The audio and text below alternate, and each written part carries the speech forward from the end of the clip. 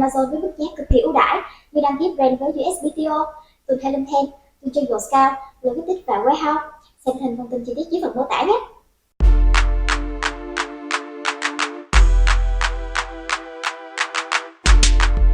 Today, we talked to a seller from Brazil who went from being a dentist to selling glow sticks locally to now scaling to sell over $6 million a year on Amazon USA thanks to cool strategies such as using Amazon Post and virtual bundles.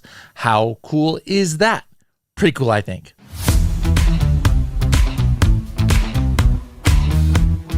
Hello, everybody, and welcome to another episode of the Serious Sellers Podcast by Helium10. I am your host, Bradley Sutton, and this is the show that's a completely BS-free, unscripted, and unrehearsed, organic conversation about serious strategies for serious sellers of any level in the e-commerce world.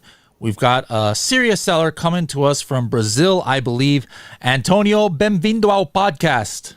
Did I say it right? You did. That's very Portuguese of you. Very Portuguese of me. Okay, so anyways, right off the bat, were you born and raised there in Brazil? Born and raised in Brazil, yeah. I'm from Rio. What part? Rio. Nice. Rio, yeah. Been living here my whole life, except for the 1 year that I lived in the States, and that's where... Where did you live over here? And in Miami, actually. Oh, nice. Close to Miami, Weston. I was there for... So did you attend university in Brazil and in US? Yes, Not at all, or? I did attend university here. I'm a dentist. I don't know if I mentioned that to you before. No, I didn't. I mean, if you did, I mean, I forget everything the next day. So you could have mentioned it to me, but I don't remember that at all. I did. I'm a dentist. That's my. So that's what you went to university for, and immediately after you graduated, you went ahead and started working in that field? Yes, I did. I worked as a dentist for about 13 years. Okay. But right after, maybe 4 years into that, I started my like a side business, completely out of nowhere. I think we'll get to that. But that's where I started with e-commerce back in. Well, you didn't like being a dentist, or what made you start looking for other things to do? I did like being a dentist, but that was a side thing, just something that happened to me, something that came up, and I just found another way of making a little more money. I didn't really need it, but it was also fun because it wasn't in the event and party industry. Mm-hmm. So it was something that I also had fun doing. And so this was when you say side job, this means that you still were being a dentist, but then on the side you went ahead and started this other. Yeah. I was probably 24 years old. I graduated. I was 21, mm-hmm. And at 20, I was about to say, I was doing some math right there. I was like, wait a minute, did you say you were a dentist for 12 years? Like, what did you start college when you were 12? But you're talking about you started this side business while you were still being a dentist. Exactly. That's right. Okay. Before being a dentist, I worked with, before going to dental school, I worked with concerts. I did lighting for concerts, for nightclubs, stuff like that. Oh, so okay. I knew a lot of people in the night scene here in Rio. You know those glow sticks that people give out at Disney World at night? Yeah. So I had a couple of those in my bag that I had bought for a friend's party or something. And I was actually getting to my office, and so these children were like giving a tantrum to their mom. My mom's trying to get the children to comply and crying, and mom's desperate. So I just lit up a couple of those and said, look, shiny things, and tried to distract the kids. I thought you were about to say, I just lit up at the dentist. I'm like, whoa, okay, what are you guys doing? Dentist offices in Brazil, good grief. Okay, lit up one of those glow sticks, I get it, okay. Right. So I snapped one of those, gave them to the children, and they were like immediately distracted, and the mom said, oh, that's amazing. This, mind you, this is 2003, 2002, so kind of a novelty thing here. Back then, mom's immediately interested. She said, well, where can I buy this? I think I had a friend with me. So he immediately said, you could make some money out of that. So I think I had someone bring some more of those from the States, because that mom wanted to buy some of them for her child for his birthday. I sold it to her for like 5 times what I bought it for. Immediately saw an opportunity there. Started buying more and more. I set up a website that I made with Microsoft Word with images that I stole from, the internet. And that thing just blew up. I don't know what happened. That my website was found by a lot of people. They were posting it everywhere. I don't think Google was even there, but I was like number one in Yahoo and Alta Vista, all of those old search engines. And everyone was finding my website and wanted to buy that from me. So I just started selling those from my bedroom, and my girlfriend and I were like packing boxes before I went to, every morning before going to like my dental office. I just drive by the post office and ship out some boxes. And that's how I found out that money could be made online. Interesting. Now, so then how did your e-commerce journey progress until it got to the point where you started selling on Amazon? I would sell those as party sticks and glow sticks for parties and events, and as novelties for events. And they're used as bracelets. So the way people search for them, they would ask me if I had event bracelets. Those used for VIP, for backstage, those wristbands you use for events. Yep. People were asking, do you sell those? I'm like, no, I'm only selling the glow sticks. And like 3 people asked me for those, 10 people asked me for those. I'm like, well, there's another opportunity over there. Mm-hmm. So I started the wristband business in Brazil, also 19 years ago, maybe. Mm-hmm. And that blew up. That became like a big business. We have several employees. We've been number one in the country for that for the last probably 20 years. So eventually, between this business and then, the other, glow sticks and different random things you were doing, I'm assuming sometime in the, getting close to 2010 or something is when you started making enough money where you're like, I don't need to be a dentist anymore, or tell me about that. At some point, being a dentist became something that was in the way of my entrepreneurial life. So going to the office was not a pleasure anymore. Mm-hmm. I was starting to see it as an obligation and not as work, and not as a job and not a pleasure. So at some point I decided not to pursue that anymore. Okay.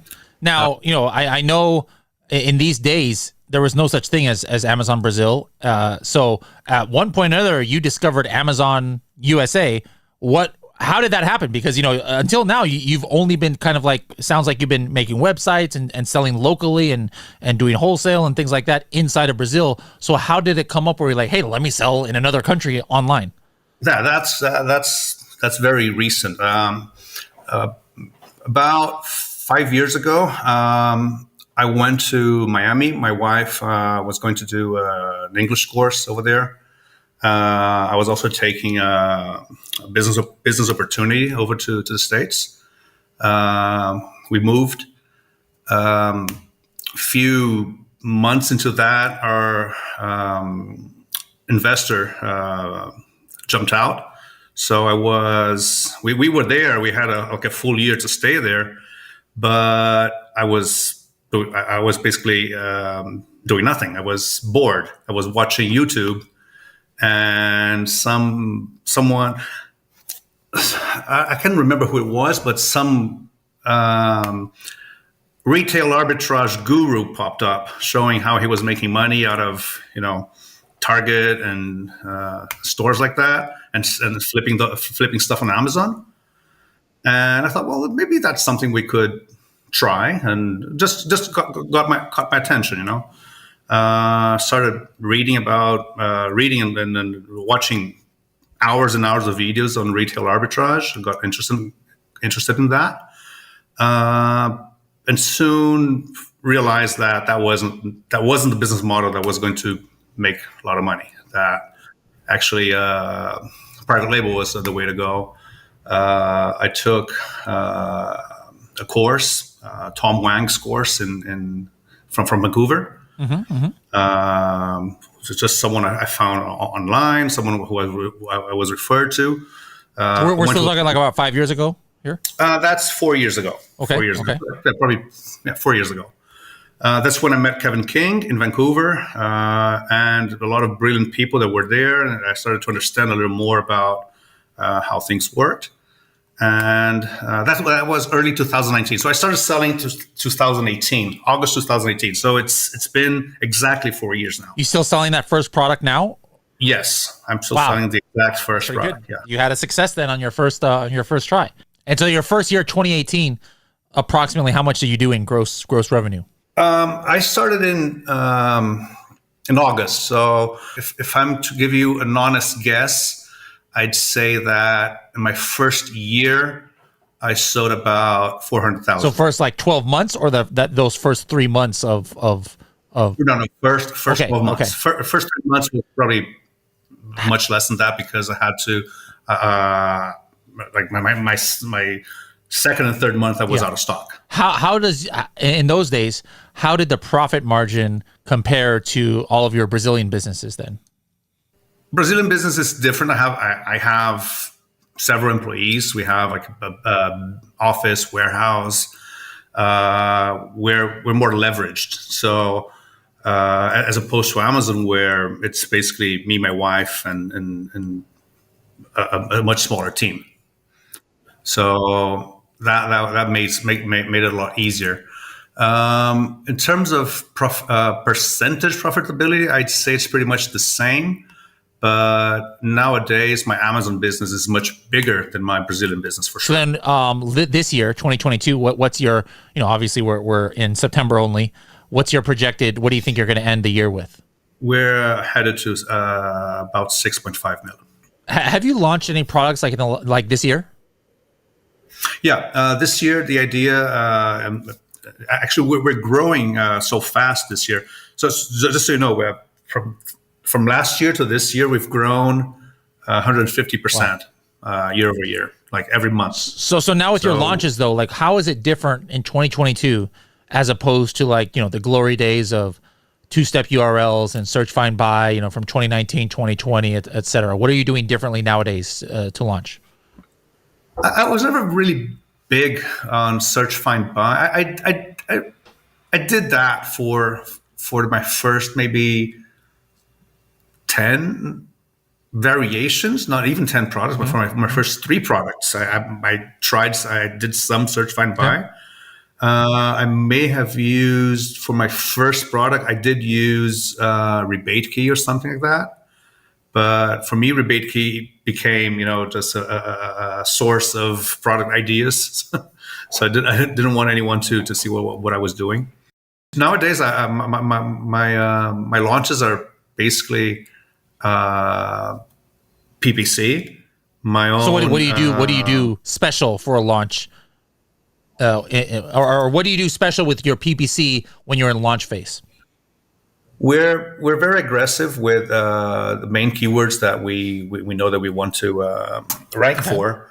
We have a very strict process for identifying which keywords must go with which variation. And we have a lot of data from our other products that are in the same niche, the same. We have a lot of history from the other products that are very similar. So it's easy to match what worked with other products to our own, to the new ones.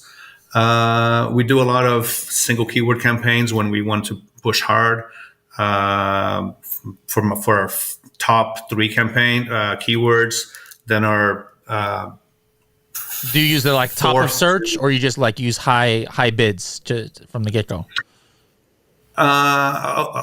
We have a complex campaign structure. I'll have a campaign that goes just for top of search. I have campaigns. We do placement, a campaign just for very low bid, but with a very high top of search modifier. So instead of bidding $1, I'll bid 10 cents, but put a 900% modifier for top of search. Then I'll do another campaign with the same thing for product pages, and another campaign with a lower bid for everything else. So that's 3 campaigns for one keyword for one product.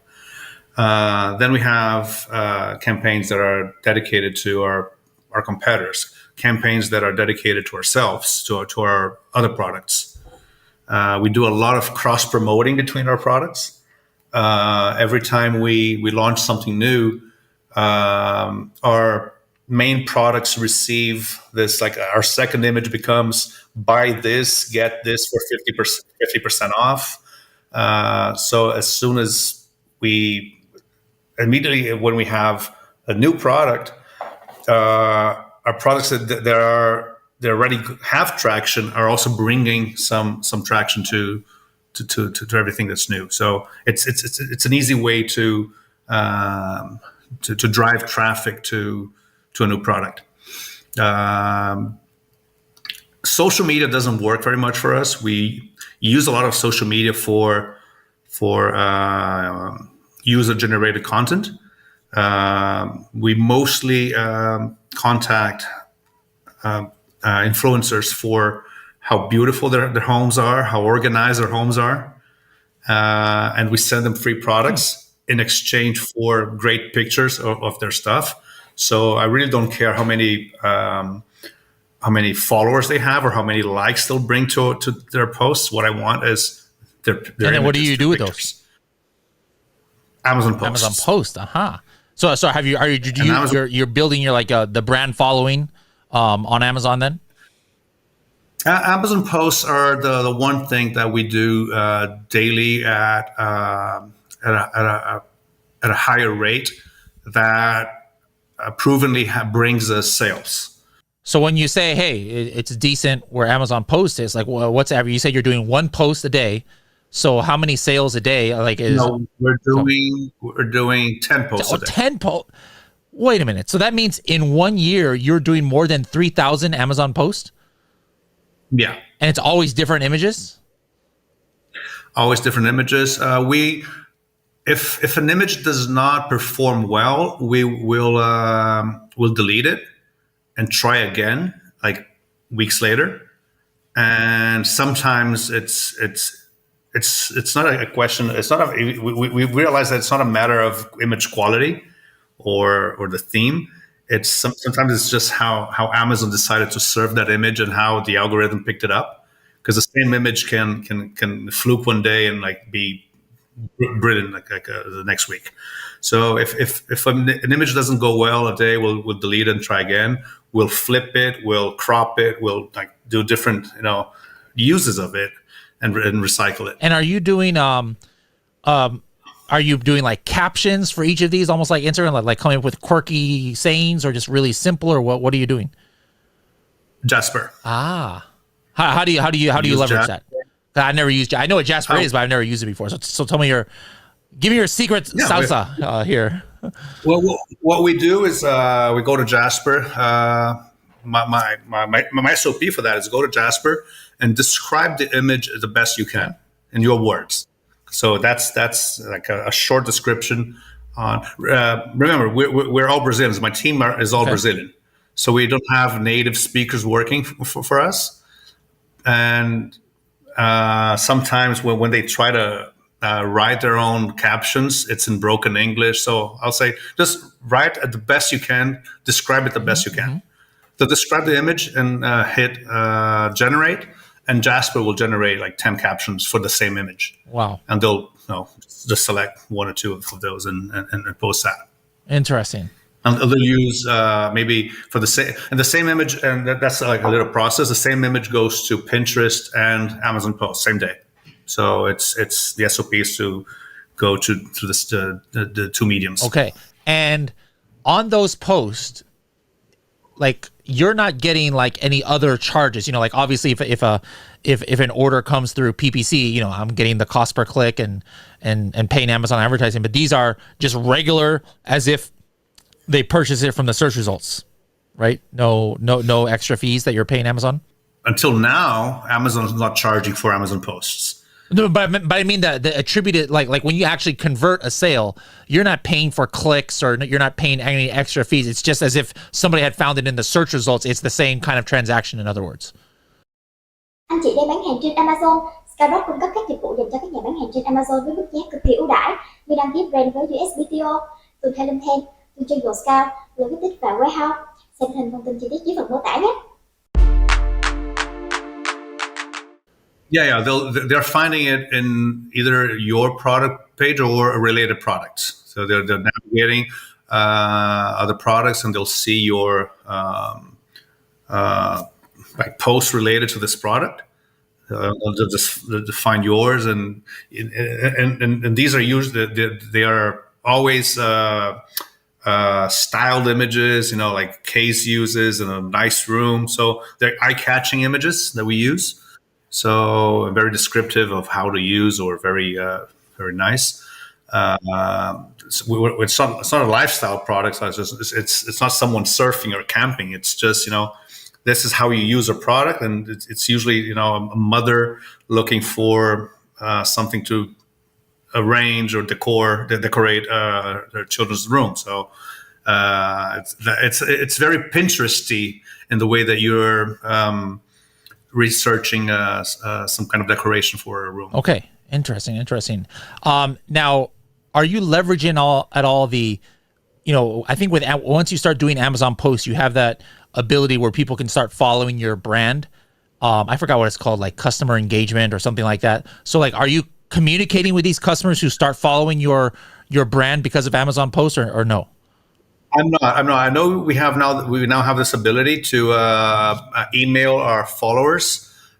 This is something I've spoken to our team, that we should use that for our launches. We haven't yet. Okay. We haven't done that yet. We might. We will have a new launch probably in a couple weeks. Yeah. And we might use that. Thanks for reminding me. Okay, there we go. So I'll let you know how that works out. So I swear I'm doing I'm going to have to ask Shivali. Shivali here at our company is the one who was doing a little mini project with Amazon Post, but I swear it's supposed to come up on the product page, but I don't see it. But normally Amazon Post will show up like on the bottom of a product page, or where else do they show up? It's Amazon was experimenting with that on desktop, but it was mostly on mobile. Okay, because I see where I can click on the brand name, and then it takes me to like home and then post.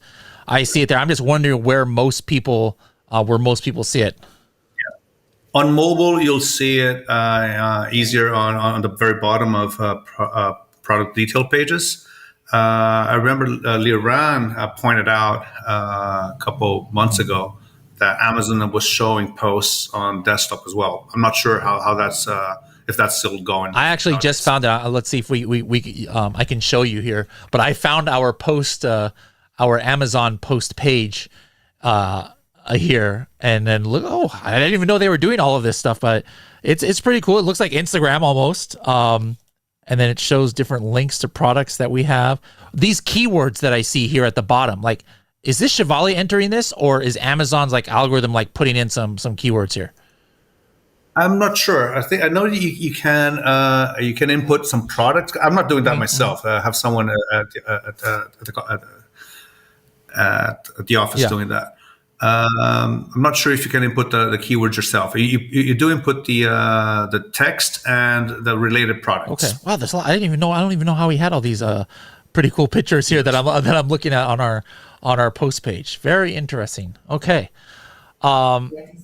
So Amazon, any other unique strategies that you're doing? I mean, this is kind of like we do something with a 30-second tip, the TST, where we go through some different strategies. So this is definitely a unique one where you're doing so many posts a day now. But before we get into your other tips, I just wanted to ask one more question on this. Like you said, you're getting a lot of these images from the Instagram, people or influencers or something, but 10 a day, that's a lot of pictures. Like, is that where you're getting all of the pictures from, or how are you getting some of these pictures? Because to come up with 3,000 different pictures a year is a lot.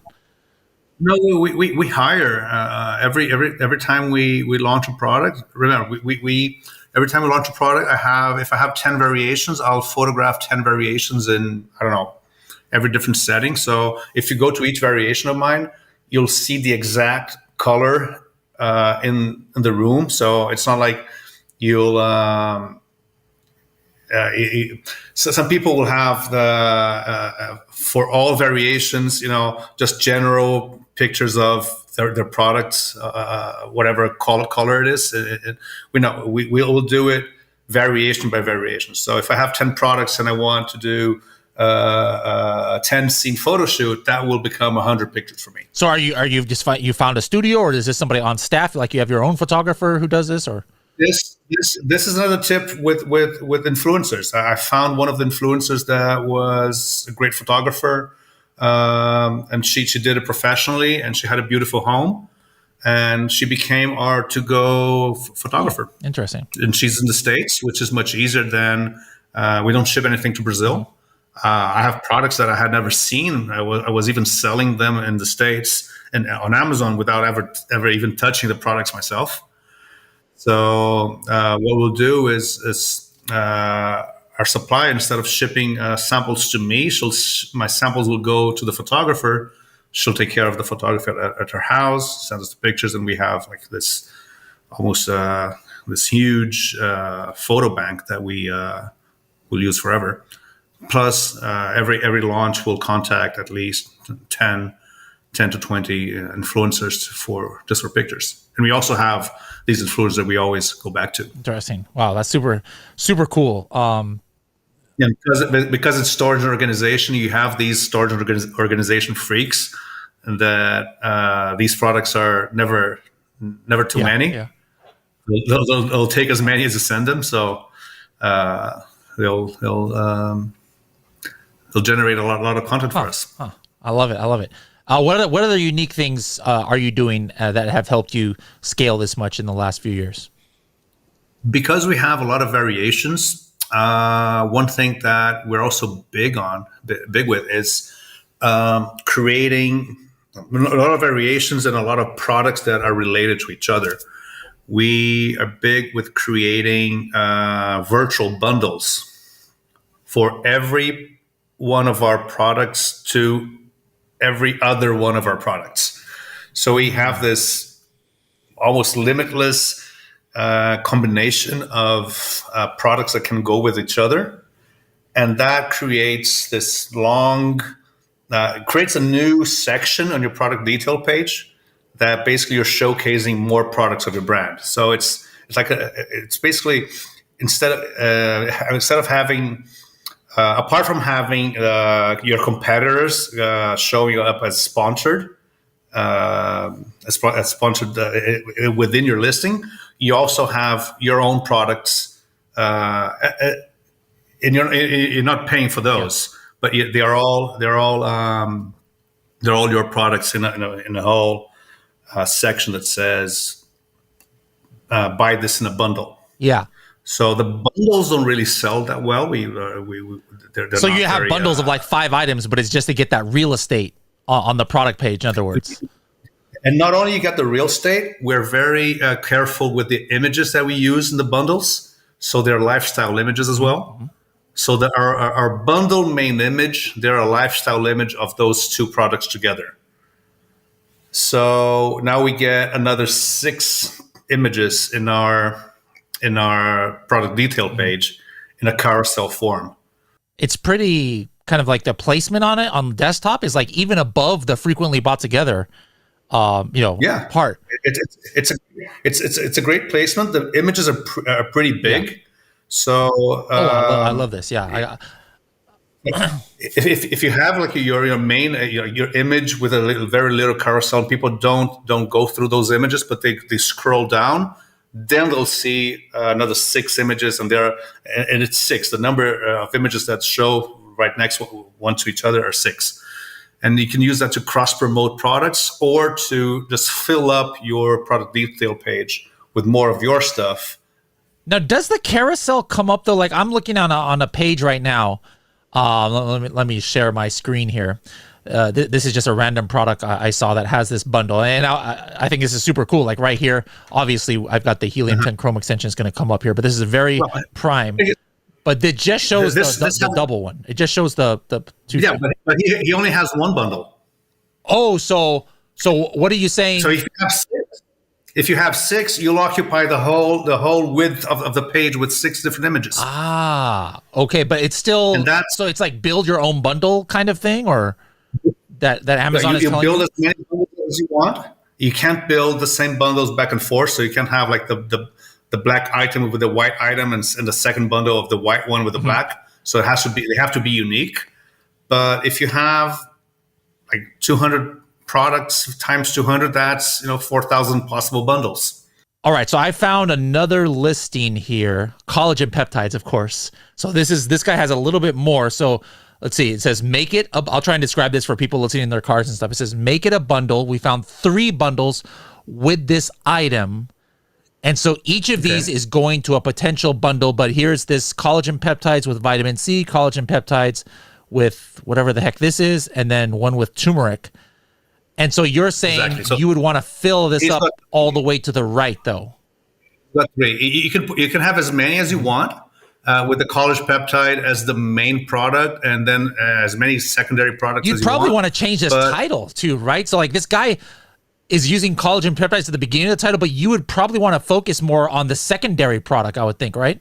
Exactly. And what I'll do is my secondary product will be the main image and a styled image, a lifestyle image, and not like a main image of the product. So it's more of a You're using that. What I'm doing is I'm using that as an image carousel to showcase the product in use. And then somebody clicks, or let me keep sharing my screen here. Somebody clicks on it, and then it goes to the page, the bundle page of the 2 things. But then right here, they can just click on this product by itself.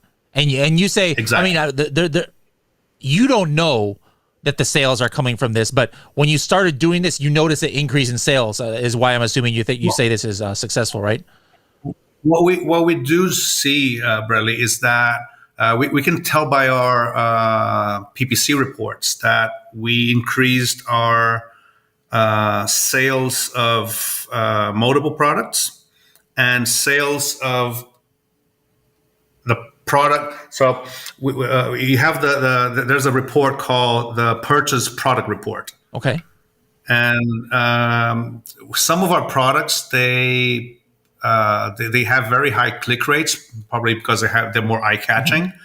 But like 80% of the sales that they're generated by those clicks go to other products of ours, and not necessarily in the same product family, not necessarily variations of that product.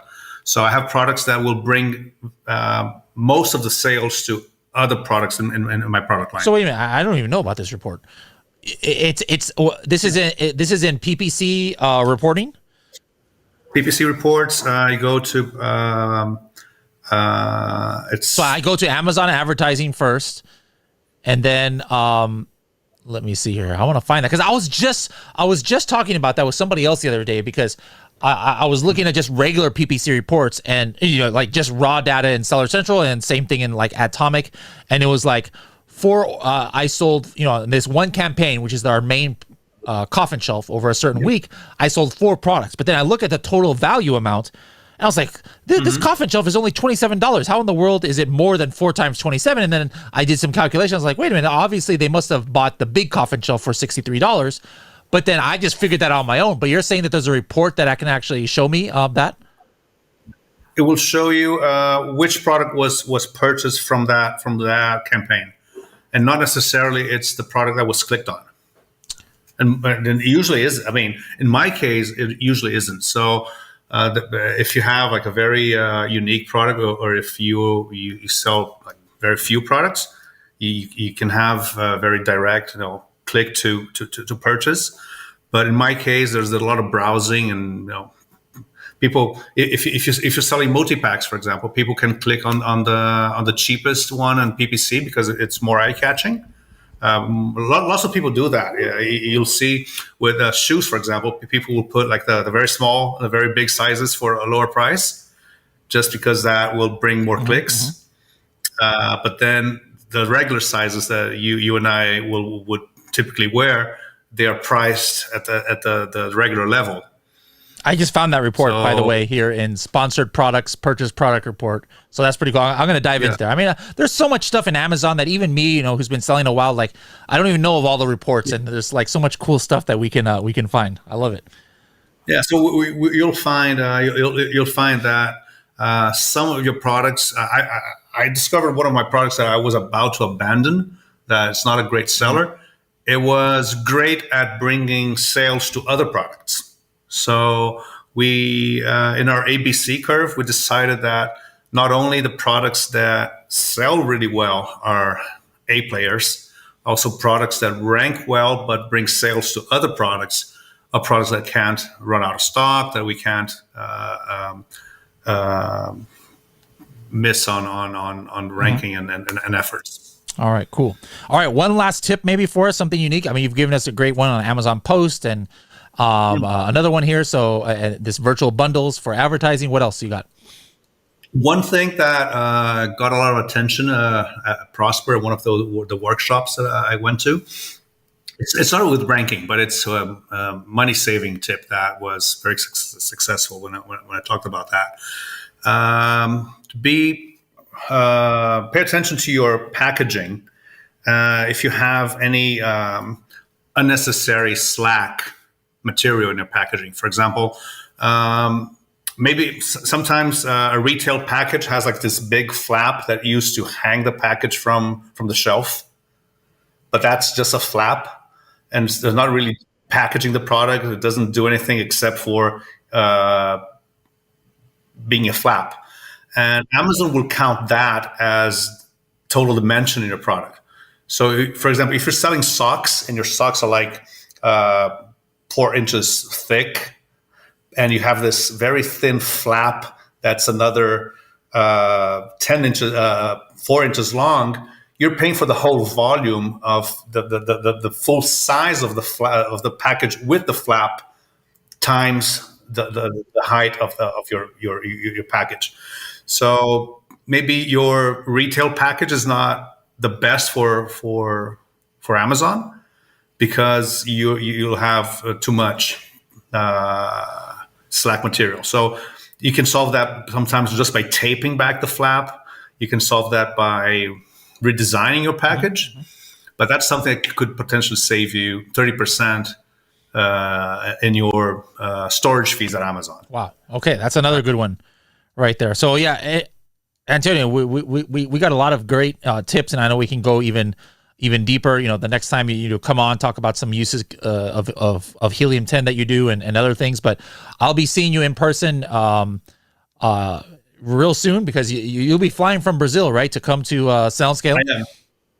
I am. I'm coming to Sell and Scale in Vegas. So we'll be seeing each other again there. Awesome. Bring that carnival spirit and maybe some outfits too. We'll have you break out dancing in my I have Zumba. to bring you Zumba guys to class. Brazil sometime. Yeah, I was talking to Dr. Pineapple, to Travis, to have him have our his next company reunion in Brazil during Carnival. We got I know a lot. I know some Brazilian dances. Like I can do a little bit of samba, some axé, funky. Like I do a little here and there. So we'll have to see your moves. Yeah, I'm looking forward to your Zumba class, though. There we go. Yeah, you're going to be at the Zumba class 7:30 in the morning on Tuesday. So make sure to come. Yeah, count on me. All right. Well, if I like just having regular, sellers, come. I saw you at the $1 Billion Seller Summit, and I've been seeing you on Facebook groups for years and things. But you feel free to say no. But if people want to reach out to you, I know you're not trying to you don't have I don't think you have an agency or anything like that. But if people want to find you on the internet, can they reach out to you at all? Yeah, absolutely. I'm on Facebook. Several of these groups that we are a part of. I'm on LinkedIn, Antonio Bindi. If you want to reach out, I'm always happy to help. I don't sell any services. I don't sell any products. I mean, not to sellers. Just everything I learned from my business was through videos that were freely put out there and from conversations I had on Facebook. So I'm glad to give that back, and I learned a lot from these conversations as well. And you've also lost a lot of years of your life reading some ridiculous threads in Facebook groups that you and I have seen. Oh yeah, absolutely. Yeah, but anyway, that's a whole nother story. Anyways, thank you so much. Obrigado for coming on here, and I'll be seeing you soon in Vegas.